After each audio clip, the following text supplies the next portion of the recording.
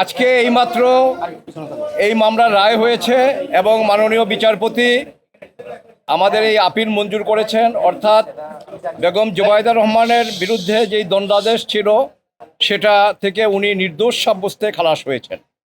এবং আমরা এই আপিল শুনানি করতে গিয়ে বাংলাদেশ সুপ্রিম কোর্টের ইদানিংকালে ম্যাডাম খালেদা জিয়া চ্যারিটেবল মামলা এবং গিয়াসউদ্দিন আল মামুন সাহেবের সাথে আরেকটা আপনার মানি লন্ডারিংয়ের মামলা এবং আপনার 21শে আগস্টের গ্রেনেড হামলা মামলায় যদিও তারেক রহমান সাহেবের কোনো আপিল ছিল না, কিন্তু মাননীয় আদালতকে আমরা আমাদের supreme court, Pakistan supreme court, Indian supreme কোর্টের বিভিন্ন জাজমেন্ট দিয়ে আমরা দেখিয়েছি যে যদি মামলা এজ এ হোল দেখা যায় যে কারো বিরুদ্ধে প্রমাণ হয় নাই, সেক্ষেত্রে যারা আপিল করতে পারেননি তাদেরকেও আপনারা এইটার বেনিফিট, এই একুইটারের বেনিফিট তাকেও আপনারা দিতে পারেন।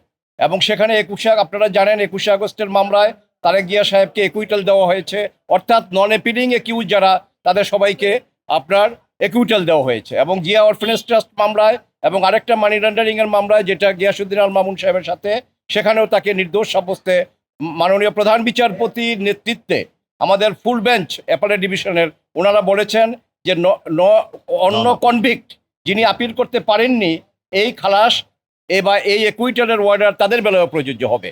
আজকে আমরা এই কোর্টে বেগম জুবাইদা রহমানের মামলায়ও আমরা একই কথা বলেছি এবং বলেছি যে মিলার্ড, আপনি যেহেতু দেখতে পাচ্ছেন কাগজপত্র, ডকুমেন্ট এবং অন্যান্য যা কিছু আছে তা থেকে এই মামলা তারেক রহমান সাহেবের বিরুদ্ধে উনি কোনো জ্ঞাত আয় বহির্ভূত কোনো সম্পদের অধিকারী নহেন এবং কোনো সম্পত্তি উনি ডিজনেস্টলি অর্থভাবে উনি কোনো অর্জন করেন নাই।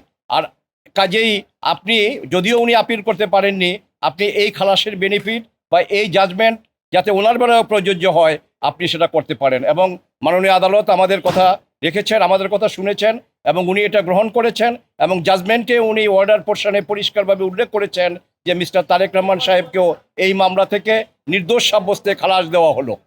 আরেকটা জিনিস যেটা হয়েছে আমি বলতে চাই সেটা হলো যে আমরা আগে এই কোর্টে আমরা একটা বলেছি এবং আগের ইন্টারভিউতেও আপনাদের কাছে এই জাতিকে আমরা একটা কথা বলেছিলাম, আমরা আইনজীবীরা এবং আমার সাথে আমার ডিফেন্স টিম অন্যান্য যারা আছেন, মিস্টার কায়সার কামাল, ব্যারিস্টার বদরুদ্দোজা বাজর, মিস্টার জাকির হোসেন ভুইয়া এবং আমাদের সিনিয়র জয়নাল আবদিন সাহেবও ছিলেন। আমরা একটা কথা বলেছি যে একটি টাকাও, একটা সম্পত্তিও কিন্তু তারেক রহমান সাহেবের বা ওনার স্ত্রীর যে মামলা আপনার সামনে আছে তার টোটাল প্রপার্টির হিসাব এখানে আছে। সেখানে বাংলাদেশের বাইরে, অর্থাৎ এই 54,000 বর্গমাইলের বাংলাদেশের বাইরে তার একটা টাকা কোনো ব্যাংকে অথবা কোনো প্রপার্টি তার বিরুদ্ধে তার পাওয়া যায়নি। কাজেই ম্যাডাম খালেদা জিয়া যেই কথাটা বলতেন যে বাংলাদেশের বাইরে আমার কোনো ঠিকানা নাই, আজকে এই মামলায় খালাসের মাধ্যমে এটা আবার প্রতিষ্ঠিত হলো যে বাংলাদেশ, এই ম্যাডাম খালেদা জিয়া বা জিয়া পরিবারের বাংলাদেশের বাইরে কোনো ঠিকানা নাই। আজকে 18 বছর 17 বছর উনি লন্ডনে আছেন ভাড়া বাড়িতে। কাজেই এই মামলা 7 সনে শুরু হয়েছে, 23 সনে জাজমেন্ট, উনি 8 সনে 9 সনে লন্ডনে গিয়েছেন। যদি কোনো সম্পত্তি লন্ডনে থাকতো বা অন্য কোনো দেশে থাকতো সেটা এনে আবার চার্জ অ্যামেন্ডমেন্ট করে তারপরে তাকে সাজা দেওয়া যেত, কিন্তু এই ধরনের কোনো কিছু পাওয়া যায়নি। কাজেই আল্লাহ রাব্বুল আলামিনের দরবারে লাখো কোটি শুকরিয়া।